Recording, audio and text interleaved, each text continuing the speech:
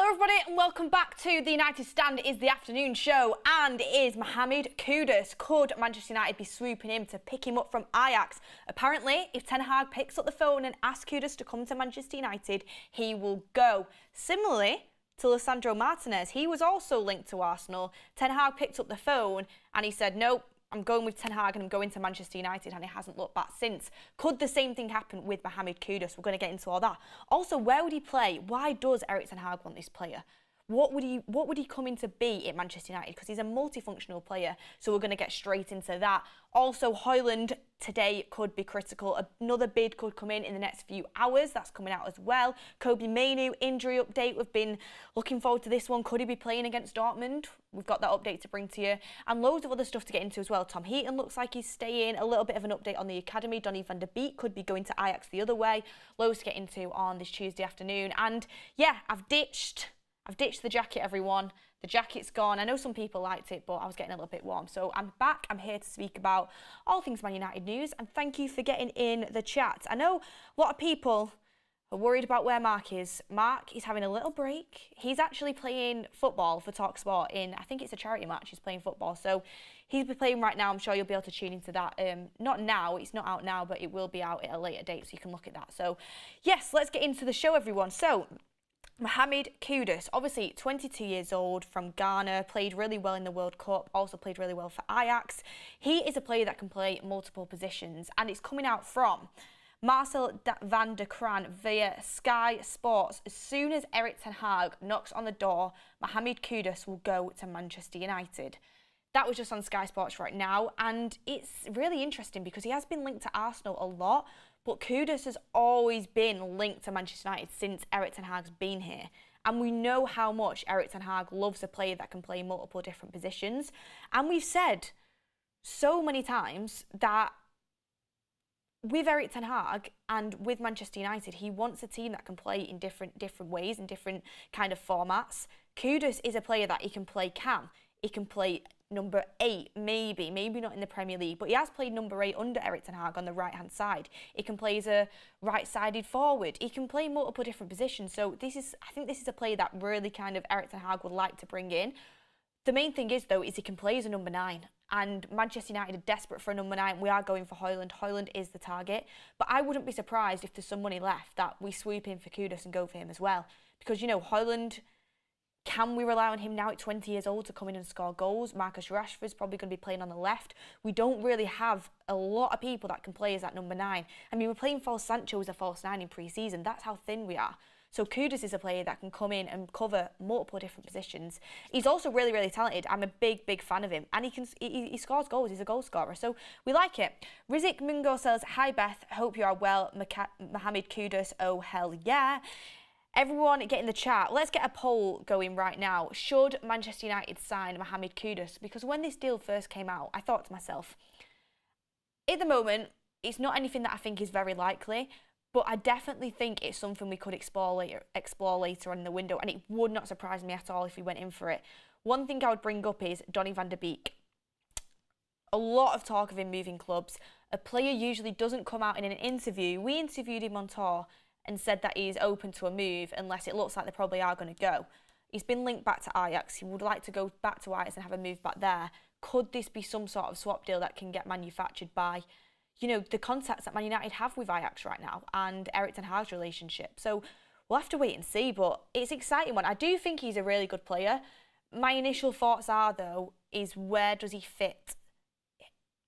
At a team like Man United, if we want to be fighting at the top level, the likes that like Manchester City do, they have players that are not always starting games but can cover really well, and there's rotation. Towards the business end of the season, when it gets to like April, you need a fit team full of players that are good enough to compete for trophies. Kudus adds to that, and that's where I see him fitting in. I can see him basically being a player that can cover so many different positions and also work his way into the first team. So he is quite exciting. Should Man United sign Mohamed Kudus is in the chat. I'm going to say yes, just because I do think she's exciting. It is exciting. A lot of people saying Kudus is not a striker. He can play as a striker. That's what I'm trying to say. He can play as a multiple different positions. He played as a striker a lot of the time for Ajax last year, and he was actually really good in that role. So he definitely can play as a striker. Whether that would work necessarily in the Prem, I'm not too sure. But he can play there. He's also a great attacking midfielder. He can also play on the right. I think it's for Ghana. He played on the right really, really well. So you can interchange him in lots of different positions. Also, he is left-footed as well, which is one to take note of. I always do think left-footed players often tend to be like super skillful, which he is, and he's very good at dribbling as well. I just want to get up his goals for last season right now. I did have them, but it's just popped off my screen, so don't mind me just getting the goals up to see kind of what he did contribute to Ajax last year. Because everyone as well, you've got to remember, is that Ajax did not have a good season last season. After Ten Hag left, they just didn't really kick on much at all, and Mohamed Kudus was like a shining light in the Ajax team. He was kind of that hope for the Ajax fans. That's what as well Marcel van der Kraan was saying, is Kudus is one of the shining lights at Ajax right now. He's a really, really exciting player. But while I get his goals up, let's have a little see here. So last season, let's have a look. So last season, Mohamed Kudus had 11 goals in the Eredivisie and 4 assists. Not absolutely unbelievable. Across the total of the season, he had 42 games, 18 goals and 7 assists. So not too bad, not amazing. But again, I think in this Man United team under Erik ten Hag, with better players around him, he could be even better. And plus, he is also 22 as well. That's what you've got to bring into the equation. Would you see a world where Højlund and Kudus would be good options to have up front for Man United? So next season, say if our options up front were Højlund, Rashford and Kudus, would that be enough? Would you see Kudus playing that 9 position for Man United, or would you see him playing more in the midfield? We seem quite stacked in the midfield right now. Obviously on the right wing we have Anthony, we have Sancho, we have Ahmad. Is he a player that's going to be able to fit in? Justin says, if Kudus signs, I'm going to slide into your DMs. Cool. Into my DMs, Justin. I'll look forward to that. I'll have a reply waiting for you. Knight says, no, 2 inexperienced strikers aren't going to do anything for us. Fareed says, Beth, Kudus is not a 9. I didn't say he was a 9. I said he can play 9, which is what he's played at Ajax. He can play multiple positions, as I've said. Striker, right wing, attacking mid, centre mid. He can play multiple different positions, which is what Ten Hag really likes. Sancho's not a 9 either, yet Ten Hag's been playing him there in pre-season. Do you know what I mean? Kudus is a lot more of a 9 than the likes of Sancho is. But yeah, as I said, Ten Hag's a fan of players who can play multiple positions. He's been really impressive at the World Cup, and I just want to bring something in, which is why I think he will be able to fit into the Premier League well. Obviously, we know Arsenal have been looking at this player. Brighton also linked as well, which I think could be a really interesting move. But he does have a really, really good athletic ability. He's very quick with the ball at his feet, and it makes him comfortable for him to take players on. And just to put this into perspective, he has 7.33 take-ons and 4.57 successful. So he has a 62.3% take-on rate, which is really good, especially when you look at players, attacking players. A lot of the times they're attempting take-ons, and that percentage, 63%, is a really high percentage. So I think in the Premier League he could work, he really could, but it's just whether he's really necessary with the money that we've got left. I think we'd have to do outgoings. We need a midfielder in before that. I would argue we probably need a centre-back in before that. And if you really were looking, you'd want a second striker that was an out-and-out goal scorer. But he is very, very interesting. The swap deal with Van der Beek is something that I think about, and I think, wow, that would be excellent business if we could make that work. Kudus is 22. I think under Ten Hag, Ten Hag knows the player, he likes the player, he's been on our transfer list for a long time now, since Erik Ten Hag came in. I think if you manage to get some sort of swap deal where we send Van der Beek back to Ajax and we got Kudus in, maybe with a little bit of a chunk of money, that could be a great deal for Man United, because he's a player that can play under Ten Hag. Probably is going to play more minutes than what Donny van der Beek would. Fareed says, we started the transfer window aiming for Kane or Osimhen. I'd want us to get Kudus, but not our out-and-out goal scorer. Yeah, Højlund's going to be our number 1 striker signing, and we will sign Højlund. It's just whether we're going to go for someone who can also play that position as well. Caleb says, what's his position? I've just said what his position is. His position is basically anywhere in the attacking third, but he can play as a right-sided forward. He can play as a centre forward. His best position, I think, is a midfielder. If I'm being honest, that's what I think his best position is, like an attacking midfielder. So he can do multiple positions in the front three.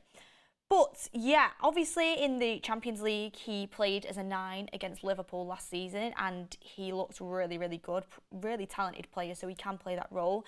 And when playing up top, what Ten Hag likes about him is he can drop into different positions to pick up the ball and then drive it forward. He's really good at dropping in, picking up the ball and driving the ball forward. He's not exactly that player that's going to put together these extensive passes across the pitch, cross-field passes, and like a Bruno Fernandes, when his passing range is incredible. He's not that sort of player, but he is a player that can pick up the ball and drive with it. He can progress the play really, really well, which again is someone that we are lacking in Manchester United. We use Anthony for that when we're doing counter-attacks a lot, but Kudus could definitely be a player that could be involved in that as well.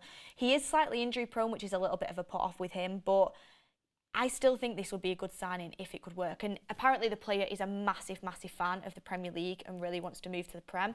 So I could see him signing for Arsenal. I could see him signing for United. I could also see him signing for Brighton. I don't know if they'd be able to pull that deal off.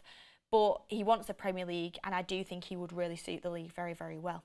Felix is better, says Ferdinand. Yeah, Felix is technically a better player, and I think Felix has got the potential, ridiculous potential. I still don't think we've seen it all. I think he's a great player. I just don't think that move is on the horizon due to money and, you know, loads of different aspects. I just don't think Felix to Man United is on. We've not really been linked to it at all since January. La Familia says, Beth, when you do the show, I can't, God, I nearly wasn't going to read that out then because I didn't know if it was going to be like a hateful comment or not. Beth, when you do the show, I can't think about Manchester United or football. I can only think about you. You are beautiful. Mark, don't block me if you are moderator. Mark isn't moderator right now. He's playing football. He's playing football. I'm excited to see if he can, you know, take it out of the training ground because we've seen Mark, you know, when he can put his clips on his socials of him hitting top bins and bottom bins in his back garden, which, by the way, you know, do these sign him up videos better than Wout Weghorst last season, but can he take it onto the pitch? Does he have the mentality to put on the shirt and go out and do it? That's the question. So hopefully we'll see him come on and play some good football, playing up front, because, you know, them videos and TikToks he does in his back garden hitting top bins and in that net, very, very good technical skill there, but can he do it with a crowd? That is the question. But Anthony says, swap Donny for Kudus, like always suggested. Yet Tina G, Mark's actually playing the game. He's playing the game, everyone. You can actually go and say that. He's playing the game. Obviously, when he did the Sidemen match, he was manager, wasn't he? But now he's actually playing. So, well, exciting to see what he can bring. But yeah, that is Kudus, a really exciting talent, 22 years old, young, does suffer a little bit with injuries, but it's nothing too much to worry about, can play multiple different positions, progresses the ball forward with pacey runs, with dribbles, really good close technical ability. Also, his shot conversion rate is very high as well. He can strike a ball really well, which helps when you're playing, if he was playing for Man United, our conversion rate is really poor. We know Man United create chances, we can't finish them. Kudus' conversion rate is high, so that would be a good sort of player to bring in, especially when we're looking to bring more goals into the team. Damien says, where can we see him play? Well, he plays for Ajax. You can look at loads of games that he played in last season if you have something like Y-Scout. Also, you know, he plays for Ghana and in the World Cup for Ghana, where he's brilliant too. So definitely something to look at. Get the YouTube highlights if you're desperate. But nextly, I want to talk about the striker that we are getting in, that we are going for, which is Rasmus Højlund. And it's coming out from Gazetta that a new bid for Rasmus Højlund could arrive in the coming hours. Atalanta are pushing to get the deal done. Things we love to see. You know what? It's not a surprise to me that Atalanta is the club that's pushing to get this done. Realistically, it should be Manchester United because we need a striker ASAP. But as Erik ten Hag said, everyone, well, not everyone, is doing everything in their power to get this done. But hopefully it'll be done ASAP. I can't for the life of me think why this deal is taking so long. Like, why? Why is it taking so long? I need some sort of answer. Because the player is desperate to come, the personal terms are agreed. The new striker that they've brought in literally was having his medical this morning, if I'm not mistaken. So no wonder Atalanta are pushing to get it done. They know Højlund is moving on. They want to get the money from him. They want to prepare for the rest of the season, the same way Man United should be. So hopefully the new bid should be arriving and we can get some sort of acceptance soon. Being at N says Kudus is better than Anthony. I wouldn't go that far. I really do think, I mean, they're not similar players, but they are both left-footed that play on the right.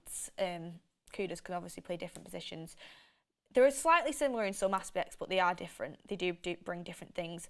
Long Noodle says, right, Long Noodle. Apparently, right, Long Noodle, I'll ring it out because you've donated a £5. Thank you very much. Beth, you don't have a clue about this guy, or you would have mentioned him in the morning show. You're just going off news outlets. Long Noodle, let me sit you down very, very quickly. Months ago, I did a video in the studio. I don't know if it ended up going out or not, but it was Manchester United alternative number 9s for Ten Hag. And I said I wouldn't be surprised if Man United go for Kudus in the summer because he can play different positions. He can also play the number 9. I think it was in January before we got Wout Weghorst.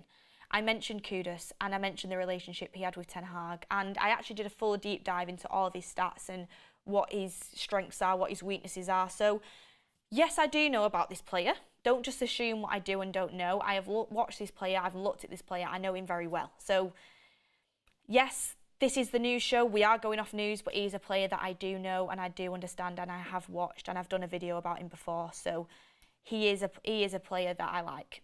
So, you know, you tried to catch me out. You didn't. I've sat you down. It's okay. You're still allowed in the chat. It's fine. Just get the facts right first, because I do know this player and I don't like being... If I didn't know, honestly, if I didn't know about a player, I would say I don't know about a player. There's been players we've had on the United stand before that we've been linked to randomly. For example, Suzuki, the goalkeeper. I have no clue about Suzuki because I've never watched him play. I'll be open about it. But Kudus is a big name in Europe. He's been scouted by a lot of top teams.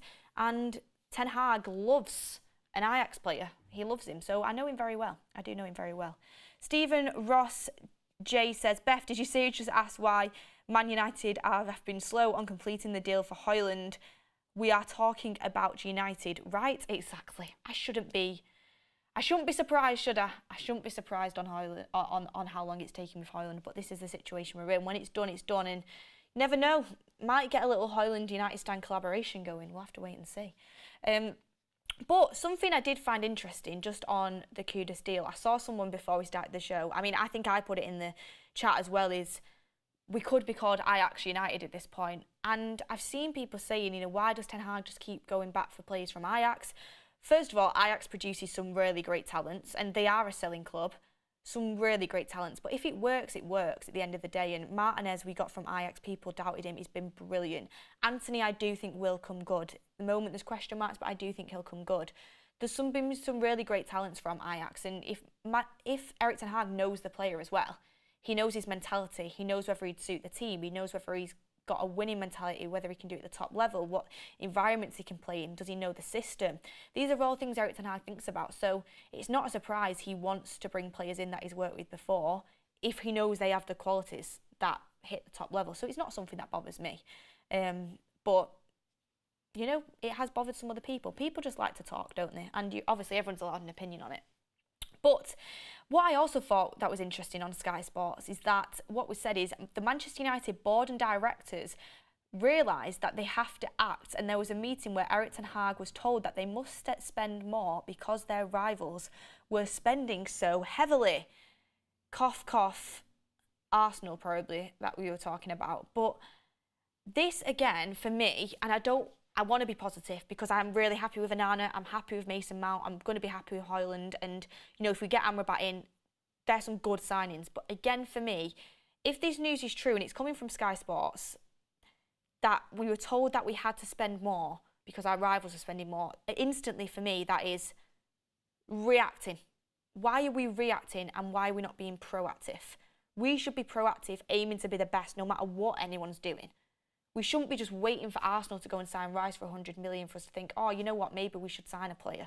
Like, we really should be proactive in this window and should be just doing our own thing and ignoring what other people are doing. Obviously, you've got to look at rivals to kind of see where you're at, but what we've been missing at Man United for so long is a proactive window. Is our, you know, the transfer team being proactive in scouting and getting players in. for so long we've been very reactive. Like the end of last season, when we bought Anthony and Casemiro after the window not after the window ended, that would be illegal.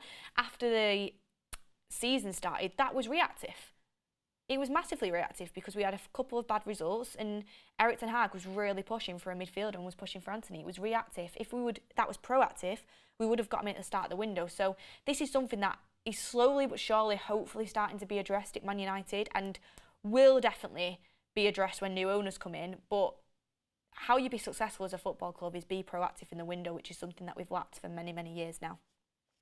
If that is true, but if we go off what the news is saying, again, it just screams reaction rather than being proactive. Take a shot every time I say reactive. Bloody hell. NY, thank you for the super chat. Alexander Turner says, ignore the haters, Beth. Football knowledge superb. Thank you very, very much for that. Peter Nielsen says, Kudus, why? He's not a striker. He can play as a striker. I know we probably want an out-and-out striker, and that's absolutely fine. I get where people are coming from, but he can play as a striker.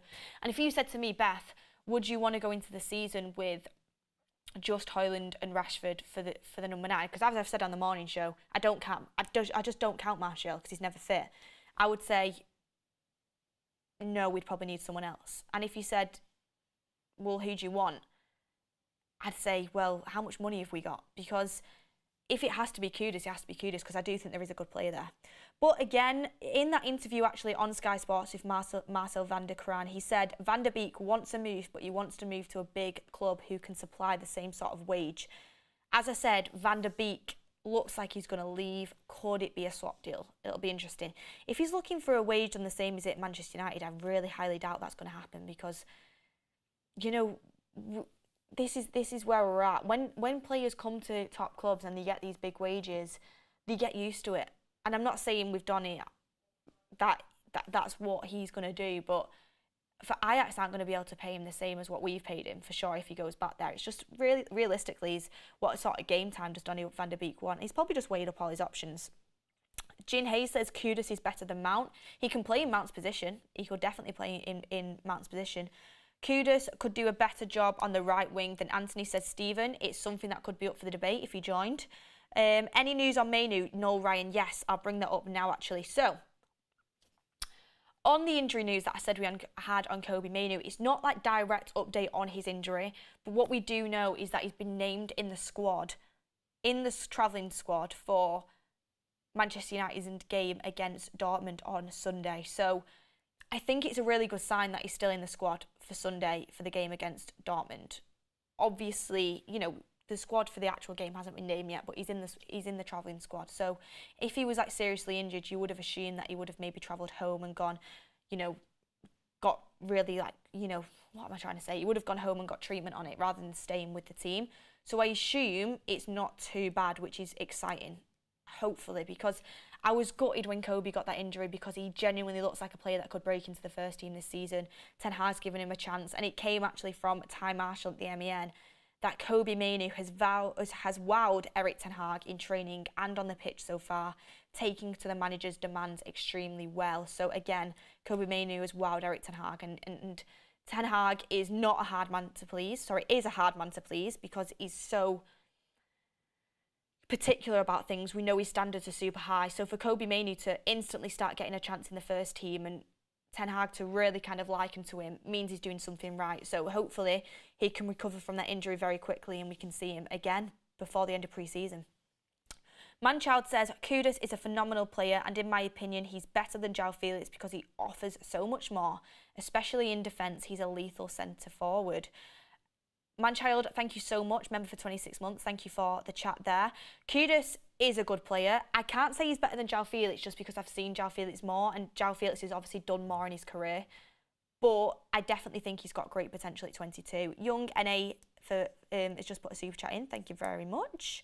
Are we selling Martial? I don't think we will be selling Martial. I've not heard much on that. But just to get into the little bit extra of news there, who's excited about Kobbie Mainoo? The fact he looks like he could be back. Hopefully, fingers crossed that is the case. But another thing to bring in a little bit about the youth team that is That is exciting and makes me love Erik ten Hag and makes me love our manager. It's coming again from Ty Marshall at the MEN that Erik ten Hag has told all age groups in the Manchester United Academy to mirror the first team, and steps are being taken to put that in place. Again, we know at Ajax, this is what Ten Hag did. He was throughout the football club, from the youth team all the way up into the senior team, all the age ranges. He had some sort of view on everything.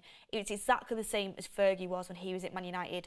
Fergie ran the show. He knew everything. He was involved in everything, and he knew exactly what was going on. He knew what players were coming up.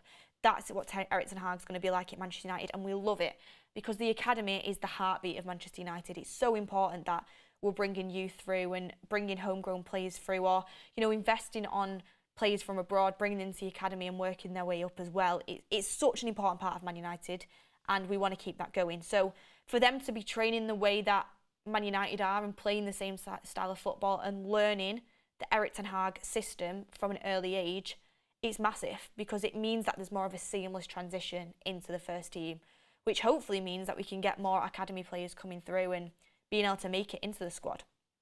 Again, Ty Marshall, Erik ten Hag wants a seamless transition from the youth team into the senior squad, where the same philosophies are followed from the moment young players arrive at the club. I love it, I love it, I love it. That's what big teams do. You look at Man City, and literally Man City, their youth team, I hate to say it, they are killing it.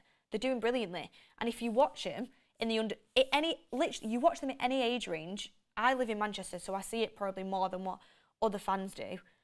But they play Man City style football.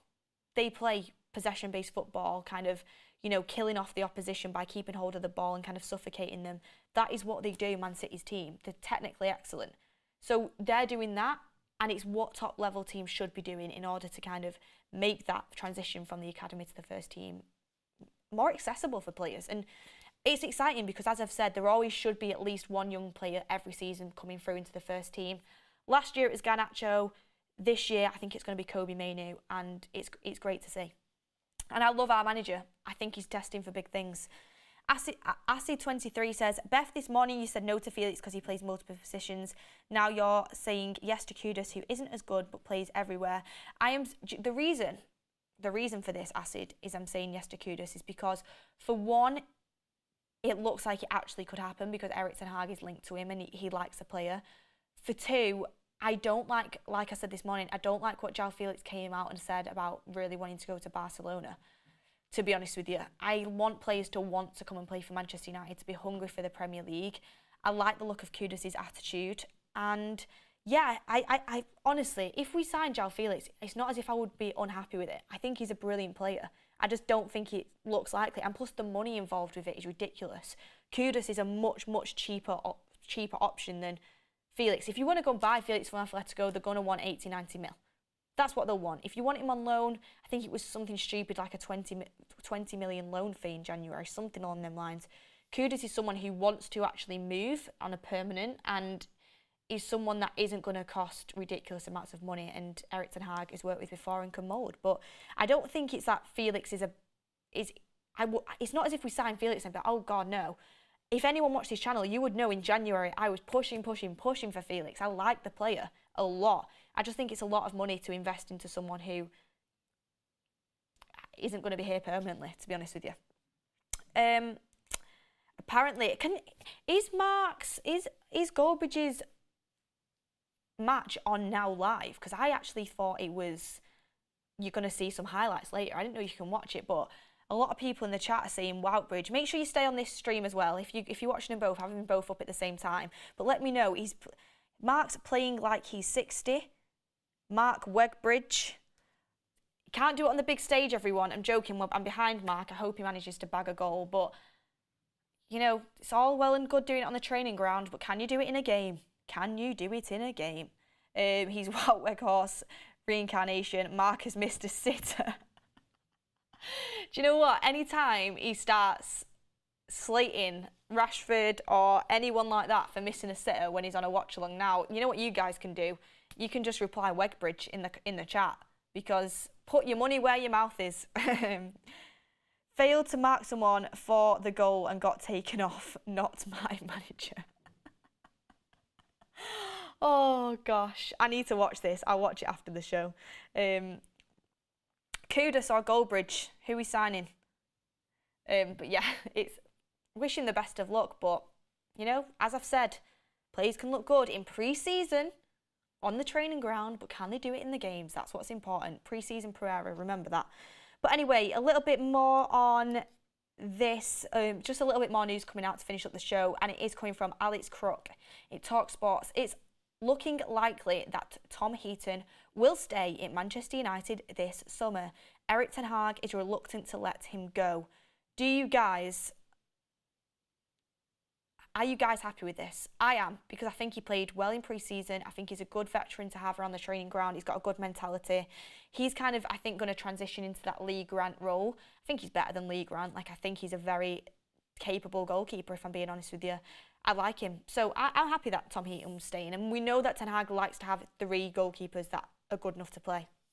He said when he was at Ajax, he was in a position where all 3 were injured at one point, and he didn't like it. So he likes to learn from that and have all 3 goalkeepers available.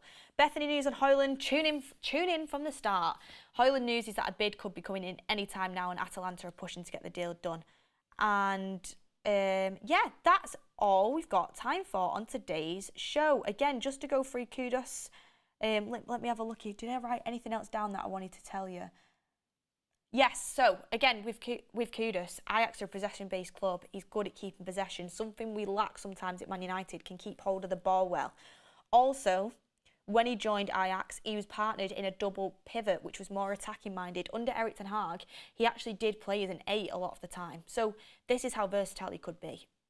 Just wanted to put it out there, just a little bit more facts on Kudus, because even though I know a lot of you saying it won't happen, I think it's something that definitely has potential. Grant, member for 15 months. Mark Harry Wakehorst Bridge has the football skills for a presenter. Good to know. Do you know what? Mark's had a shocker. Bless him. You know, it's the taking part that counts. It's the taking part that counts.